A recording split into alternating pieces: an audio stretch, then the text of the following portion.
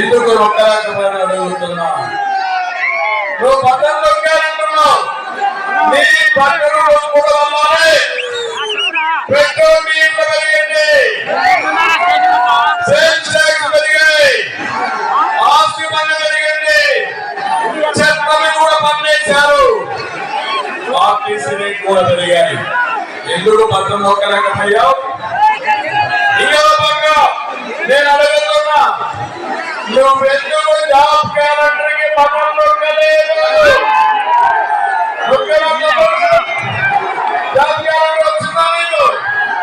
వస్తున్న నమ్మకంగా నీకు జాబ్ రావాలంటే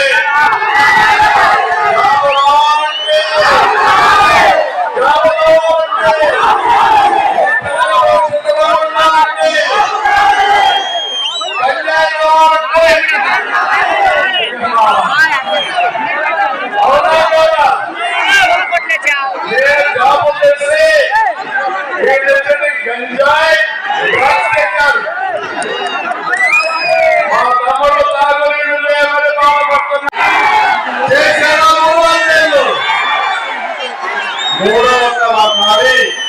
అసలు రాజధాని లేకుండా చేసిన దుర్మార్గుడు ఈ ముఖ్యమంత్రి. నేను అందుకే మీ అందరినీ ఒప్పుకున్నా. నిన్న చూశారు ఎన్నికలు వచ్చాయి. ఏం చెప్పారు మీ అందరికీ? వెలుగున్న పూర్తి చేసిన తర్వాతనే ఓటమి మనం చెప్పామా లేదా?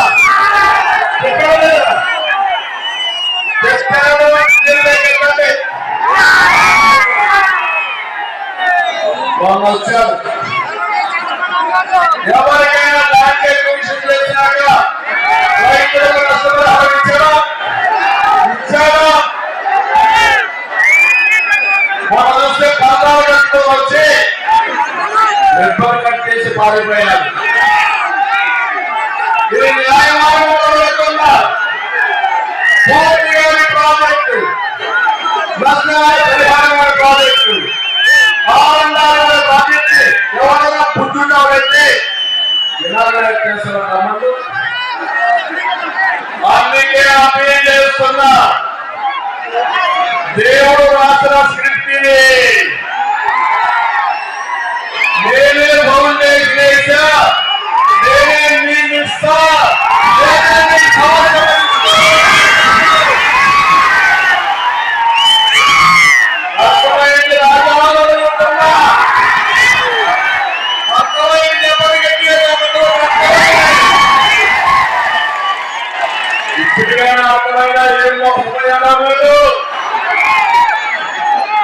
అదే జరిగింది.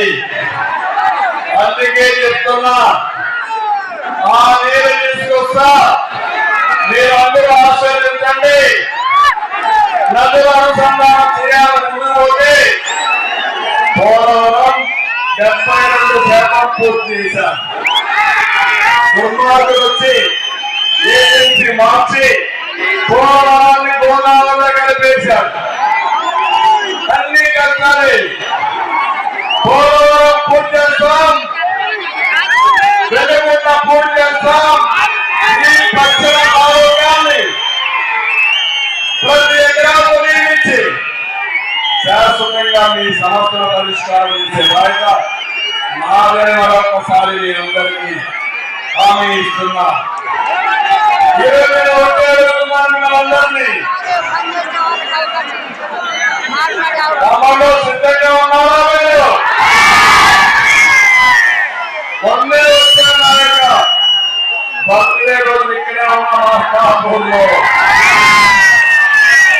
ఆ రోజు నేను చెప్పాను, ఈ రోజు మళ్ళీ చెప్తున్నా, ఈ ఎన్నికల తర్వాత కొత్త జిల్లా మార్కాపూర్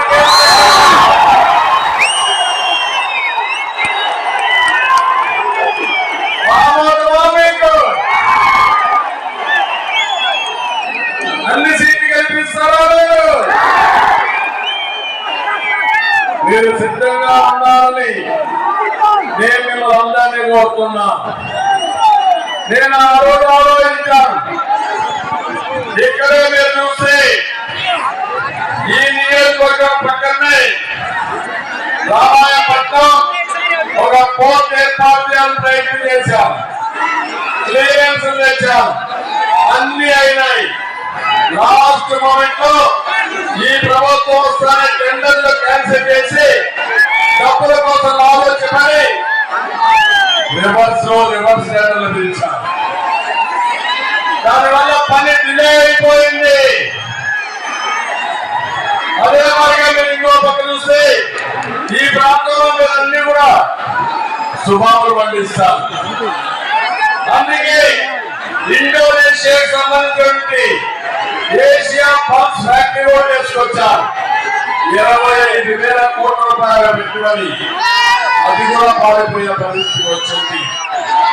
మళ్ళీ నేను హామీ ఇస్తున్నా, నేను తీసుకొస్తా, రాజధాని జిల్లా రాజధాని చేస్తా, మళ్ళీ ఇక్కడ పరిశ్రమలు తీసుకొచ్చి పిల్లలకు తీసుకుంటా.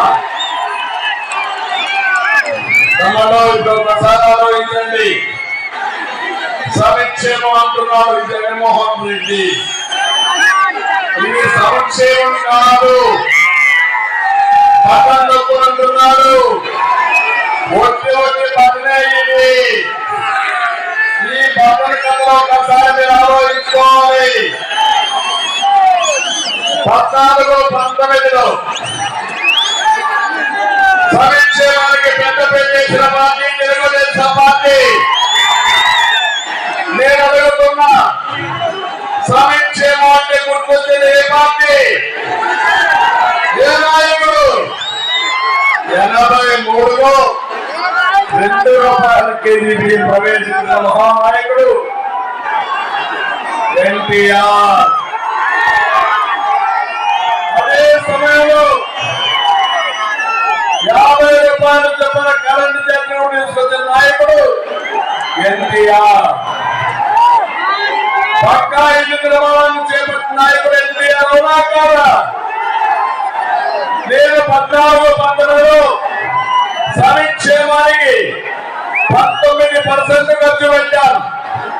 జగన్మోహన్ రెడ్డి ఖర్చు పెట్టండి 15.6%.